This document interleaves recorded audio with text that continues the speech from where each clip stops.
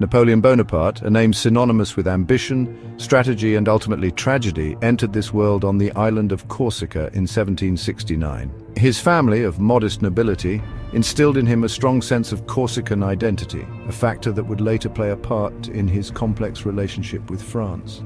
His education, primarily in mainland France, exposed him to French military thinking and Enlightenment ideals.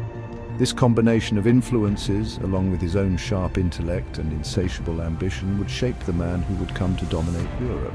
Napoleon's early years were marked by a keen interest in history, mathematics, and military strategy. He devoured books on these subjects, absorbing knowledge that would later serve him well on the battlefields of Europe. Corsica's turbulent political climate, with its factions and power struggles, provided a microcosm of the larger European stage on which Napoleon would later play a leading role. It was here that the seeds of his ambition were sown. Napoleon's military career began in the turmoil of the French Revolution. He quickly rose through the ranks, demonstrating a natural talent for leadership, strategy, and tactics. His early campaigns in Italy showcased his military genius. He outmaneuvered and outfought his opponents, securing victory after victory for the fledgling French Republic. Napoleon's use of artillery, his understanding of terrain, and his ability to inspire his troops set him apart as a brilliant military commander. He became a hero of the revolution, his fame spreading throughout France. These early successes not only established Napoleon as a military leader of the highest order, but also fueled his ambition. He began to envision a destiny that extended far beyond the battlefields of Italy. Napoleon's military genius reached its zenith in a series of stunning campaigns that redrew the map of Europe. From the sands of Egypt to the heart of Austria, his armies marched from victory to victory. His Egyptian campaign, while ultimately a military failure, served to further enhance his reputation as a charismatic leader and cunning strategist. It also demonstrated his interest in projecting French power beyond the traditional battlefields of Europe. Back in Europe, Napoleon led France to victory in a string of decisive battles against Austria, Prussia, and Russia. His victories at Austerlitz, Jena, and Friedland cemented his reputation as the foremost military commander of his age. Through these victories, Napoleon established French hegemony over much of Europe. He installed his relatives and allies on the thrones of conquered nations, creating a network of client states that answered to France.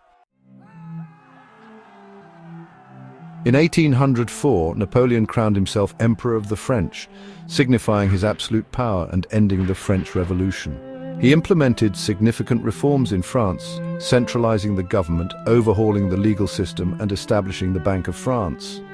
Napoleon's legal reforms, enshrined in the Napoleonic Code, had a lasting impact on France and beyond.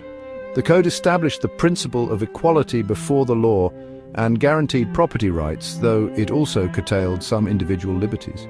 He reformed the education system and patronized the arts and sciences. His reign saw the construction of grand public works, including roads, bridges, and canals, that contributed to the modernization of France. While Napoleon's rule was undoubtedly authoritarian, he enjoyed considerable popular support, particularly in the early years of his reign. His military victories brought glory to France, and his reforms brought stability and progress after years of turmoil. Napoleon's insatiable ambition ultimately led to his downfall. His decision to invade Russia in 1812 proved to be a catastrophic miscalculation. The Russian campaign, with its vast distances, harsh weather, and scorched earth tactics employed by the Russians, decimated the Grande Armée. The retreat from Moscow, with its scenes of unimaginable suffering and loss, became a defining image of Napoleon's fall from grace. The disaster in Russia encouraged Britain, Prussia, Austria, and other European powers to unite against Napoleon. They inflicted a series of defeats on the weakened French armies, culminating in the Battle of Leipzig in 1813, known as the Battle of the Nations. Finally, in 1814, Napoleon was defeated and forced to abdicate. He was exiled to the island of Elba, seemingly bringing an end to his extraordinary career. Napoleon's escape from Elba in 1815 and subsequent reign of 100 days ended with his final defeat at the Battle of Waterloo. Exiled once more, this time to the remote island of St. Helena, Napoleon died in 1821 at the age of 51. Despite his ultimate defeat and exile, Napoleon left an indelible mark on history. His military genius transformed warfare, his legal reforms continue to influence legal systems around the world, and his reign left an enduring legacy on French society and national identity. Napoleon's story is a cautionary tale of ambition and hubris, but it is also a testament to the power of an individual to shape the course of history.